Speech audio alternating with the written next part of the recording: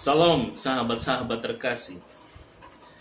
Tidak ada seorang pun yang sukses di dunia ini yang membangun reputasinya seorang diri. Selalu ada orang-orang di sekitarnya yang menjadi penentu keberhasilannya. Mereka adalah orang-orang yang berada di belakang layar dan yang telah bekerja keras demi karir seseorang.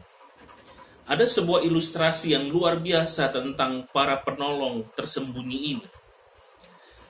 Ada seorang bernama Sir Edmund Hillary. Dia adalah orang pertama yang berhasil mencapai puncak tertinggi di Gunung Everest.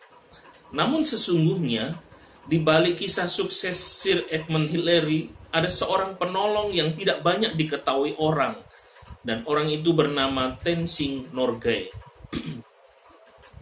Tenzing Norgay adalah seorang penduduk asli Nepal yang bekerja sebagai pemandu wisata atau Sherpa bagi para pendaki gunung yang berniat untuk mendaki puncak Everest, termasuk Sir Edmund Hillary pada waktu itu.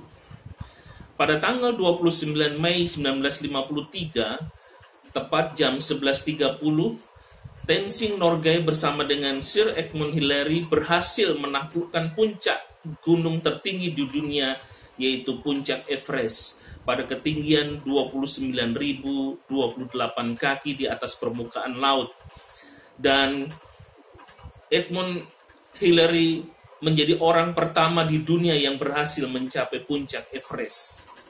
Keberhasilan Sir Edmund Hillary ini tentunya sangat fenomenal, mengingat pencapaian ini terjadi setelah usainya Perang Dunia Kedua, dan segera dia menjadi inspirator bagi semua orang di seluruh dunia. Di balik keberhasilan pencapaian itu, ada seorang Tenzing Norgay yang memiliki peran yang sangat besar dalam mewujudkan semua yang didapatkan oleh Sir Edmund Hillary.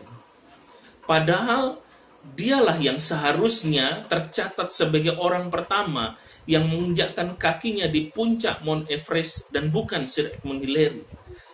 Setelah Sir Edmund Hillary bersama dengan Tenzing Norgay itu kembali dari puncak Everest, semua reporter di seluruh dunia sudah menanti untuk mewawancarai Sir Edmund Hillary. Namun hanya ada satu reporter yang mendatangi Tenzing Norgay. Wartawan ini bertanya, "Saudara Tenzing, bagaimana perasaan Anda dengan keberhasilan menaklukkan puncak gunung tertinggi di dunia?" Tenzing menjawab, "Oh, saya sangat senang sekali."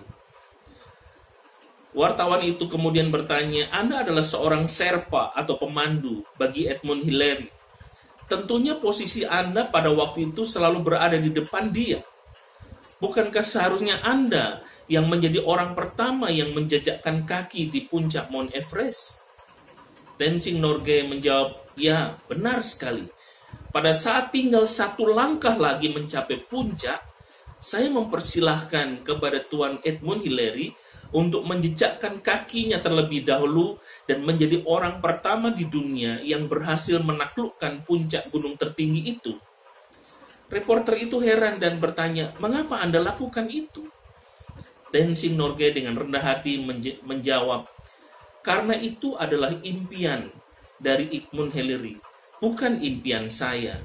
Impian saya adalah berhasil membantu dan mengantarkan dia untuk meraih mimpinya." Itu adalah sekelumit kisah tentang seorang Sherpa yang bernama Tenzing Norgay.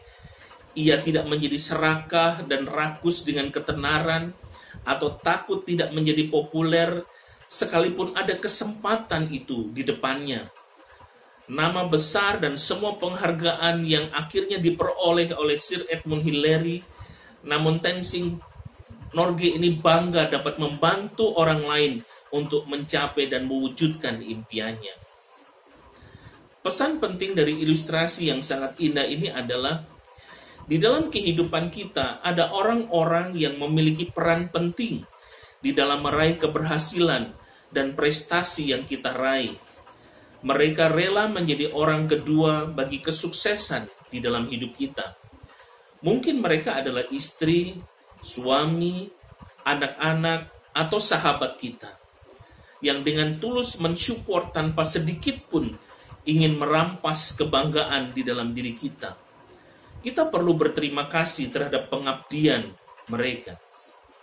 Di dalam hal rohani pun, Tuhan menyediakan para pendoa-pendoa rahasia yang selama ini berdoa buat iman kita.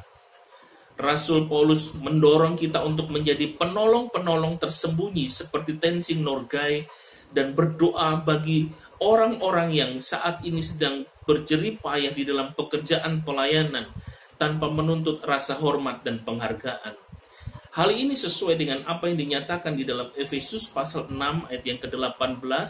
Firman Tuhan berkata, dalam segala doa dan permohonan, berdoalah setiap waktu di dalam roh dan berjaga-jagalah di dalam doamu itu dengan permohonan yang tak putus-putusnya untuk segala orang kudus.